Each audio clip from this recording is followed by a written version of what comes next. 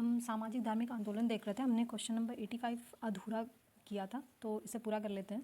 85 फिर से स्टार्ट करते हैं, ठीक है। 1856 में निम्नलिखित कानून पारित हुआ, ठीक है। ये यूपीपीसीएस प्री का 2001 का क्वेश्चन है, आप स्टार देख सकते हैं, ठीक है। धार्मिक असुविधा कानून भारत में पारित नहीं हुआ, तो इसमें जो पहला ऑप्शन है वो हट जाएगा, ठीक। अगला देखते हैं। जाति अक्षमता कानून 1850 में पारित हुआ था।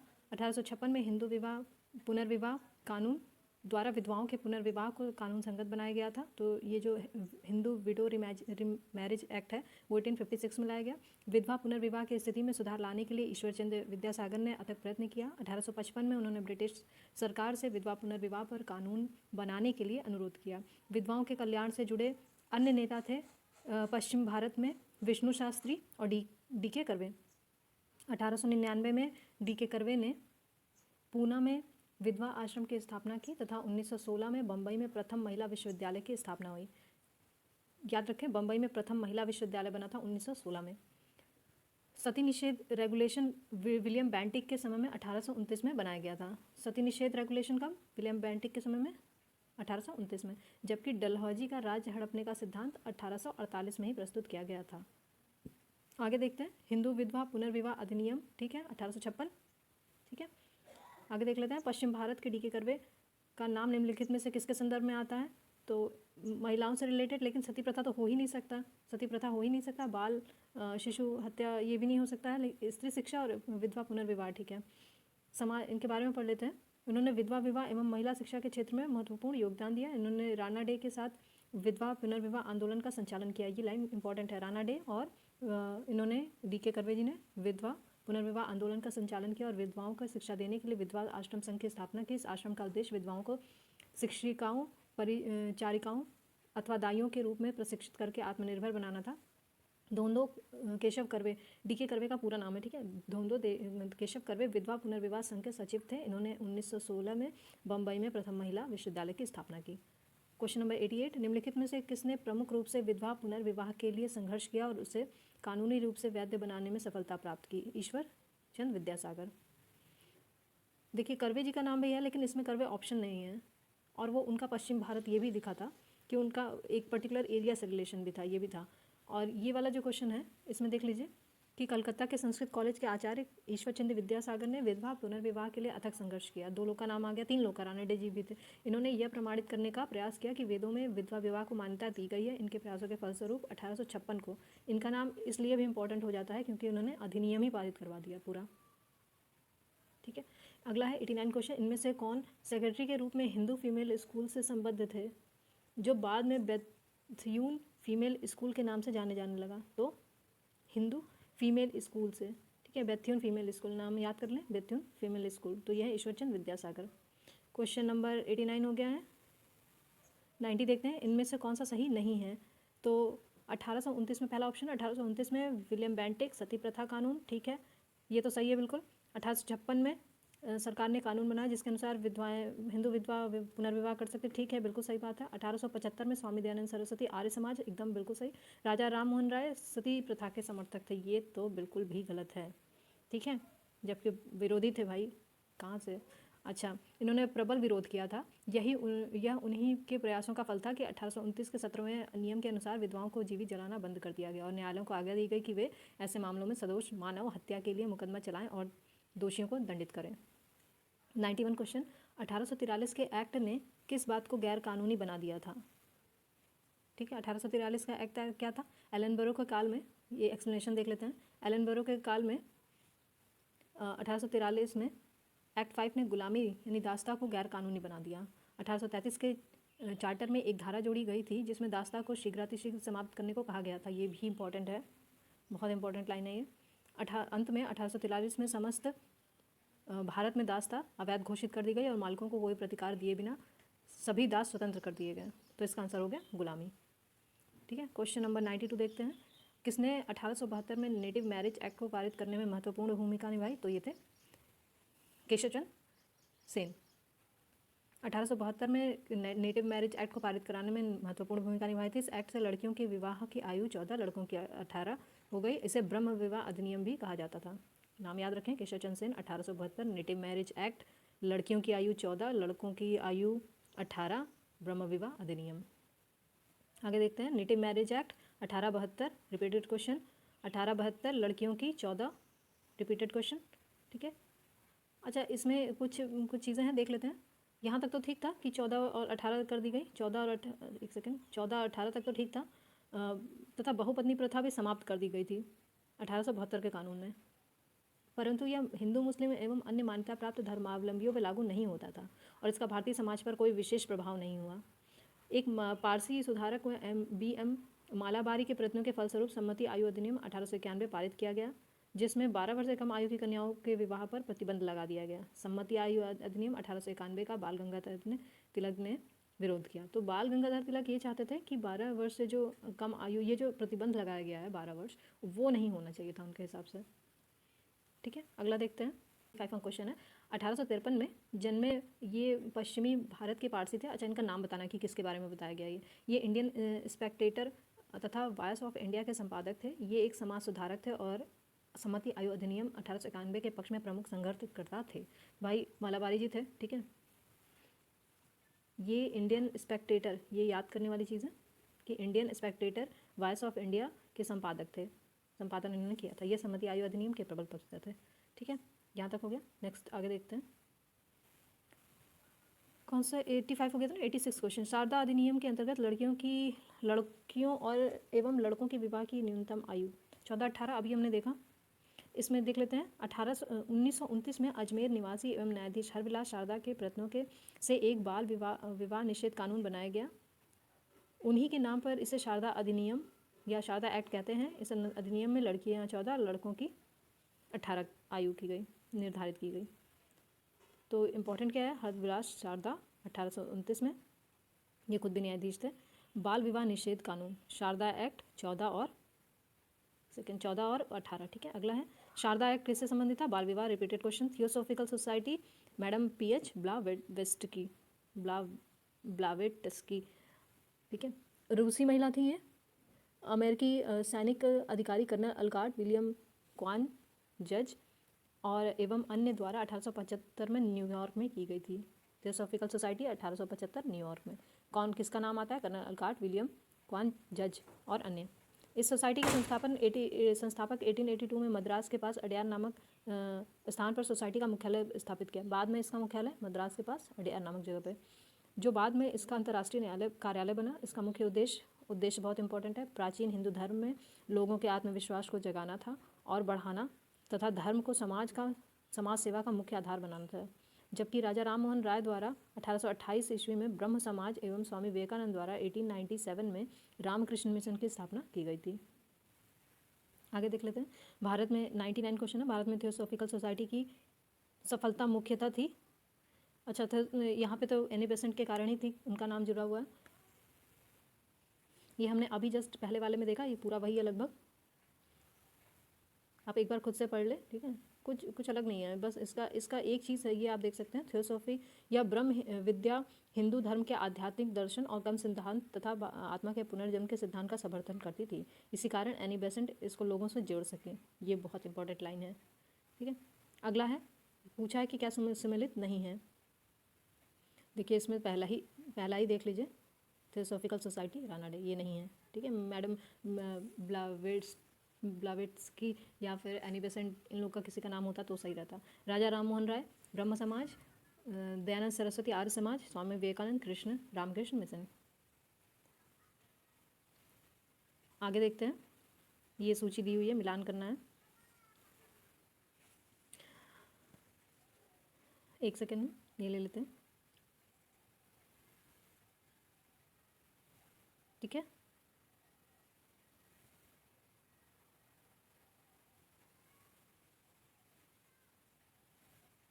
ठीक। समाज जो है वो दयानंद सरस्वती, ब्रह्म समाज राजा राम मोहन राय, प्रार्थना समाज रानाडे और रामकृष्ण मिशन विवेकानंद।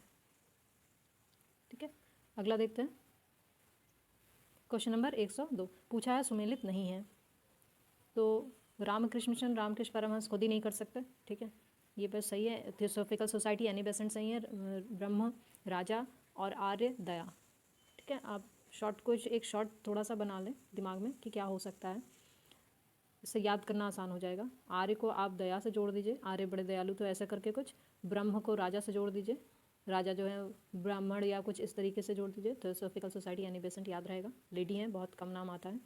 आगे है क्वेश्चन नंबर 103, नहीं सुमेलित पूछ रहा है, तो देवेंद्रनाथ टैगोर जी का नाम नहीं है, ठीक है। इसमें देख लेते हैं। एक प्रार्थना समाज आत्माराम पांडुरंग, ये बात सही है। आत्मीय सभा राजा राम मोहन राय, आत्मीय सभा राजा राम मोहन राय, यहाँ पे देख लीजिए, आत्मीय सभा राजा राम मोहन राय 1815। प्रार्थना आत्माराम पांडुरंग। और फिर उसके बाद ब्रह्म समाज केशवचंद सेन, राधा स्वामी सत्संग तुलसीराम। 2 वर्ष बाद जिसमें इसमें R.G. भंडारकर और महादेव गोविंद रानाडे शामिल हुए, किसमें? प्रार्थना समाज में। 1866 में ब्रह्म समाज का विभाजन हो गया। फिर देवेंद्रनाथ टैगोर के नेतृत्व में आदि ब्रह्म समाज और केशवचंद्र सेन के नेतृत्व में भारतीय ब्रह्म समाज की स्थापना हुई। परम संत तुलसीराम स्वामी राधा स्वामी सत्संग से संबंधित हैं। आगे देख लेते हैं। पूछा है कौन सा सूची मिलान करना है कि कौन सा कहाँ का है, ठीक है। एक सेकेंड।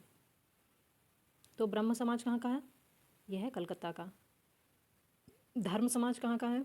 यह है सूरत। मानव धर्म सभा सूरत का है। आर्य समाज कहाँ पे है? बम्बई में। और नदवा उल उलमा लखनऊ। आप इसे अपने, आप जहाँ भी एरिया में, जिस भी एरिया में रहते हैं, जिस भी स्टेट में रहते हैं, उसके हिसाब से कनेक्ट करेंगे तो थोड़ा याद हो जाएगा। आर्य समाज बम्बई, ब्रह्म समाज कलकत्ता, मानव धर्म सभा सूरत गुजरात, और नदवा उल उलमा जो है वो लखनऊ से है। तो ब्रह्म समाज की नींव 1828 में कलकत्ता में राजा राम मोहन राय। मानव धर्म सभा की स्थापना सूरत हमने देख लिया। 1875 में दयानंद सरस्वती ने बम्बई में आर्य समाज की स्थापना की। मुख्य उद्देश्य प्राचीन वैदिक धर्म की शुद्ध रूप से पुनः स्थापना करना था। नदवा उल उलमा की स्थापना लखनऊ में हुई। इसने मुस्लिम सामाजिक सुधारों के क्षेत्र में अत्यधिक प्रयास किया। 105वां देख लेते हैं। किस समाज सुधारक ने 1826 के जूरी अधिनियम का घोर विरोध किया? तो राजा राम मोहन राय। पढ़ लेते हैं। 1826 में जूरी एक्ट पारित किया गया था, जिसके अंतर्गत न्यायालयों में धार्मिक सुधार पर भेदभाव शुरू हुई। एक सेकेंड।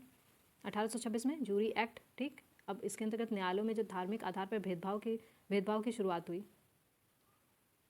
इसके अंतर्गत यह प्रावधान था कि हिंदू और मुसलमानों के मामलों में सुनवाई किसी यूरोपीय अथवा भारतीय ईसाई जजों द्वारा तो की जा सकती थी, किंतु किसी भी ईसाई, चाहे वह यूरोपीय हो अथवा भारतीय, की सुनवाई किसी हिंदू अथवा मुस्लिम न्यायाधीश द्वारा नहीं की जा सकती थी।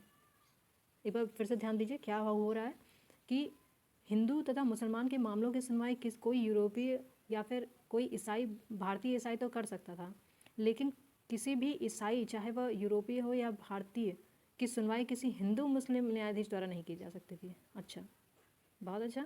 राजा राम मोहन राय ने इस भेदभाव का जोरदार तरीके से विरोध किया। सही बात है, करना भी चाहिए था।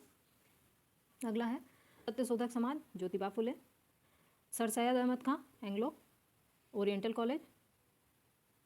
उसके बाद प्रार्थना सभा किससे जुड़ा है? महादेव गोविंद रानाडे से। और रामकृष्ण मिशन स्वामी विवेकानंद से, ठीक है। आगे देख लेते हैं। 106 हो गया। 107 पूना सार्वजनिक सभा की स्थापना महादेव गोविंद रानाडे। अब देखिए 2 जगह दिया हुआ है इसमें, पहला ऑप्शन में भी रानाडे हैं और दूसरे में भी रानाडे हैं, लेकिन 1870 में इसकी स्थापना हुई थी। इस संस्था के अन्य सदस्यों में बाल गंगाधर तिलक, ये इंपॉर्टेंट है। तो इसमें कौन कौन थे? एक सेकेंड। इसमें कौन कौन है? बाल गंगाधर तिलक हैं, अरविंद केलकर हैं, गोपाल हरि देशमुख हैं और जीवी जोशी जी हैं। यह संस्था सरकार एवं जनता के बीच मध्यस्थता कायम करने के लिए स्थापित की गई थी। पूना सार्वजनिक सभा 1870, महादेव गोविंद रानाडे जी स्थापना, और फिर उसके बाद अन्य सदस्य तिलक जी थे, गोपाल हरि देशमुख थे, जीवी जोशी थे, अरविंद केलकर थे। इसी में याद करते भी रहना है, ठीक है। फिर है कि निम्नलिखित में से कौन एक सही सुमेलित है? The servants of India society Gopal Krishna Gokhale. और इसका एक्सप्लेनेशन देख लेते हैं। Gopal Krishna Gokhale 1905 servants of India society.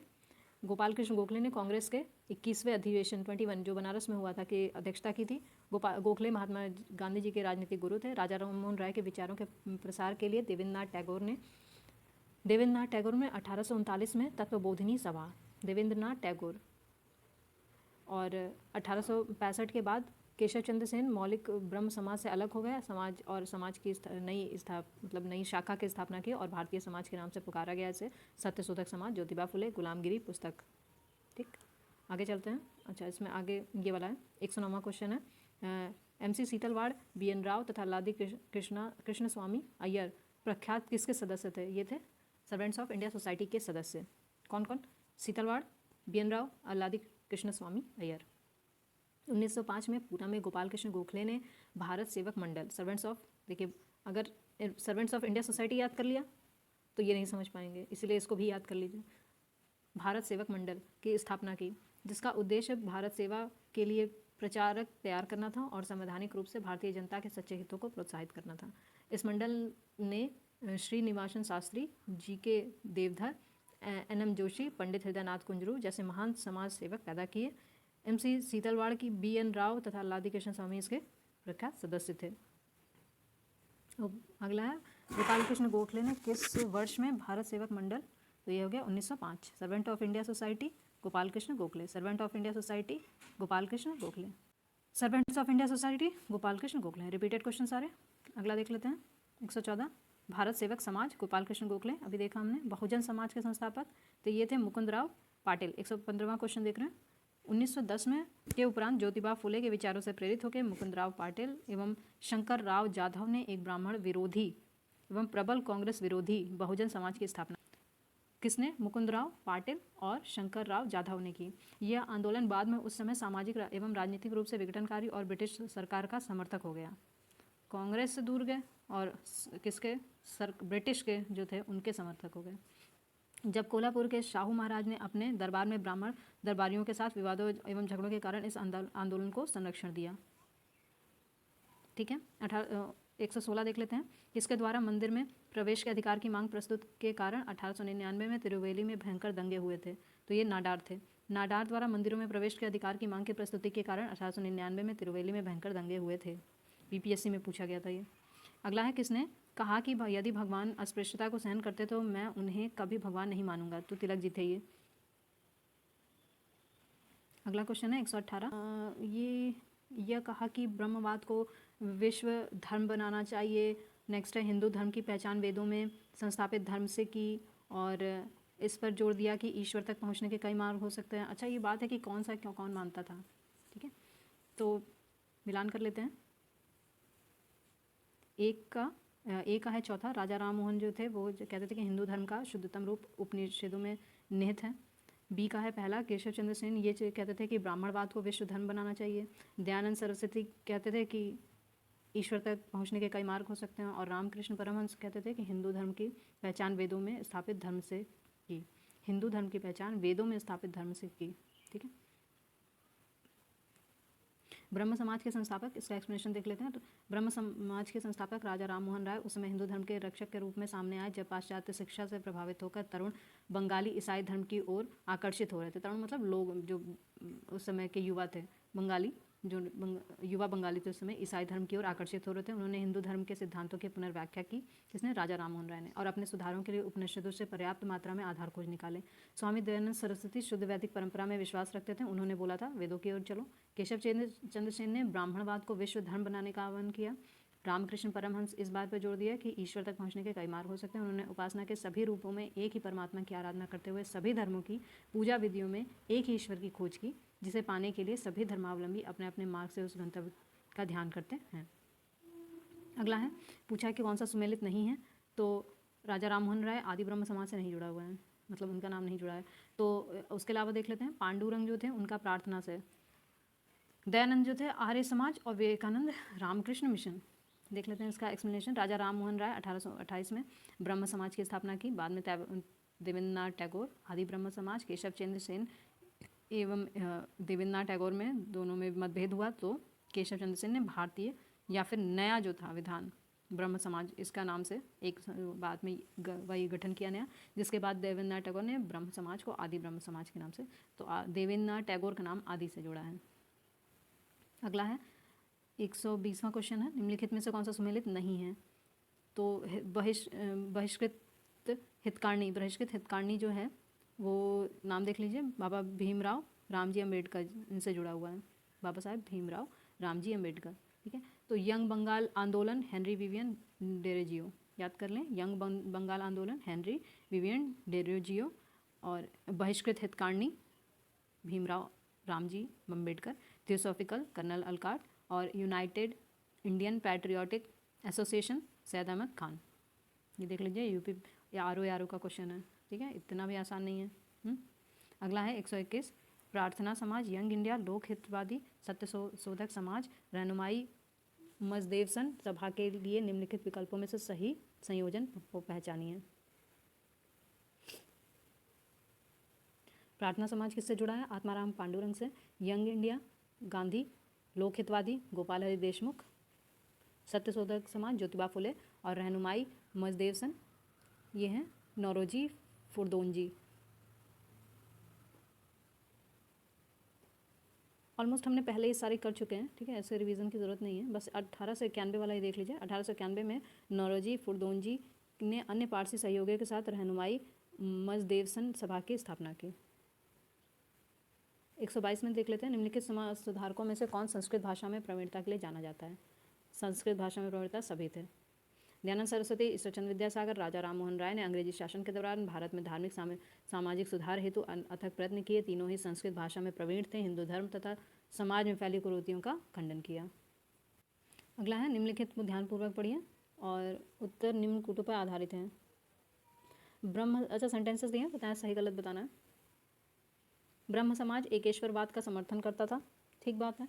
Arya Samaj ने शिक्षा के विकास में योगदान दिया, ठीक बात है। रामकृष्ण मिशन की स्थापना स्वामी विवेकानंद, एकदम ठीक बात है। 1828 को राजा राम मोहन राय ने ब्रह्म समाज की स्थापना की। उद्देश्य एकेश्वरवाद की उपासना, मूर्ति पूजा का विरोध, पुरोहितवाद का विरोध, अवतारवाद का खंडन। आर्य समाज की स्थापना 1875, दयानंद सरस्वती। आर्य समाज के अनुयायियों ने विद्या के प्रसार, शिक्षा के प्रसार के क्षेत्र में विशेष कार्य किया। रामकृष्ण मिशन की स्थापना 1897 में स्वामी विवेकानंद ने की।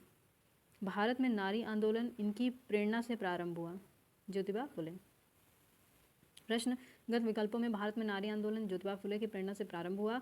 ज्योतिबा फुले मानते थे कि महिलाओं और दलितों का उत्थान करके ही सामाजिक बुराइयों को दूर किया जा सकता है। 1848 में इन्होंने लड़कियों के लिए एक स्कूल खोला। यह लड़कियों के लिए भारत का प्रथम स्कूल था। आधुनिक भारत में महिला आंदोलन की प्रेरणा, भारत में प्रथम स्कूल, अच्छा, महिलाओं दलितों का उत्थान के लिए, ठीक है। 1848 में लड़कियों के लिए स्कूल खोला। यह लड़कियों के लिए भारत का प्रथम स्कूल था। आधुनिक भारत में महिला आंदोलन की प्रेरणा स्रोत रामाबाई रानाडे थी रहीं। देख लीजिए, आधुनिक भारत में ये एक अलग तरीके का क्वेश्चन बन सकता है। आधुनिक भारत में महिला आंदोलन की प्रेरणा स्रोत रमाबाई रानाडे, महादेव गोविंद रानाडे जी की पत्नी थी, ने सेवा सदन ठीक है नामक संगठन की स्थापना की। तो लिखा, यदि विकल्प ए में रामाबाई नाम होता, अच्छा, तो यह उत्तर सही होता। यही कारण है कि बिहार लोक सेवा आयोग ने इस विकल्प को सही उत्तर नहीं माना और इसे तारांकित किया है। तारांकित किया है भाई, देख लीजिए, इसमें लिखा हुआ है तारांकित किया है। एक सेकंड, तारांकित किया है, ठीक है। अगला क्वेश्चन देख लेते हैं। ब्रह्म समाज, रामकृष्ण मिशन और आर्य समाज में क्या समानता थी?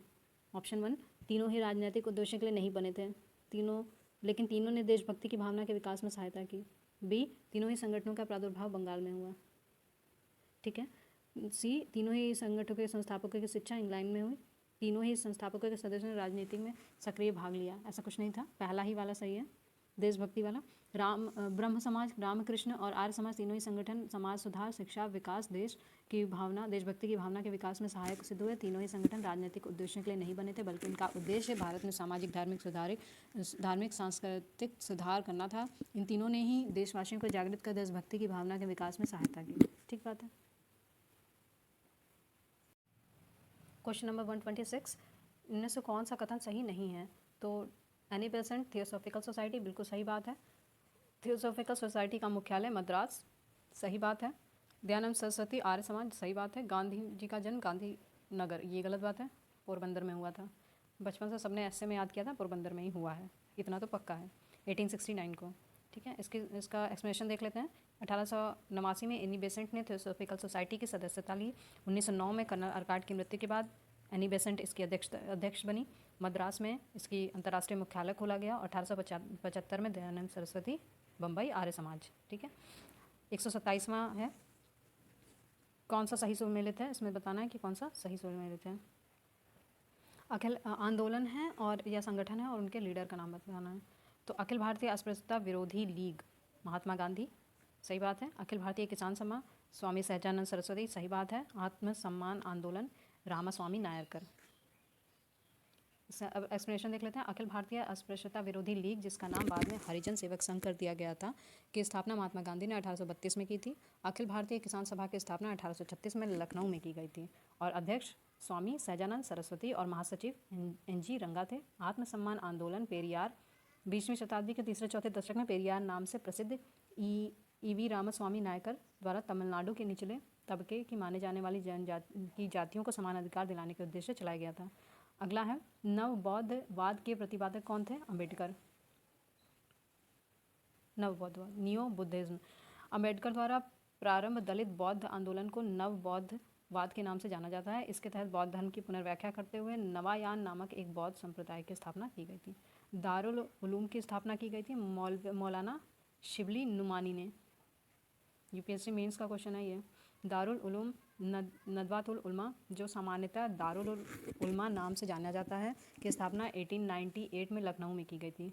1898 में लखनऊ में की गई थी। इसकी स्थापना नदवातुल उलमा द्वारा की गई थी।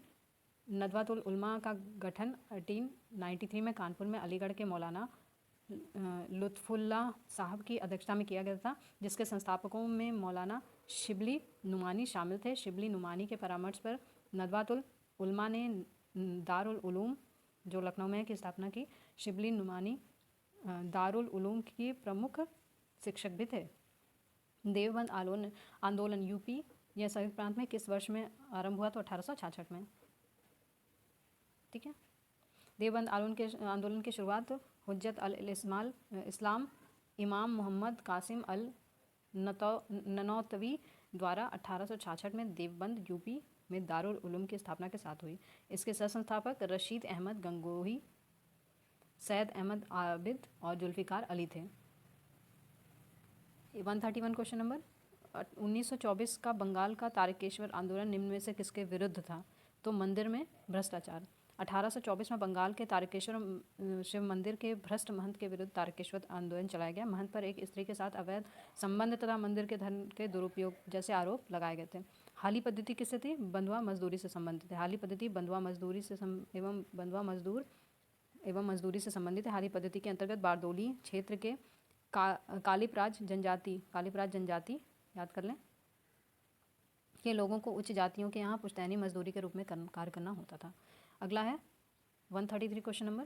निम्नलिखित नेताओं में से किसने क्रांतिकारी संगठन अभिनव भारत समाज की स्थापना की? तो ये VD सावरकर, विनायक दामोदर सावरकर और उनके भाई गणेश दामोदर सावरकर ने मित्र मेला नामक संगठन शुरू किया, जिसे वर्ष 1904 में नासिक में VD सावरकर के नाम परिवर्तित कर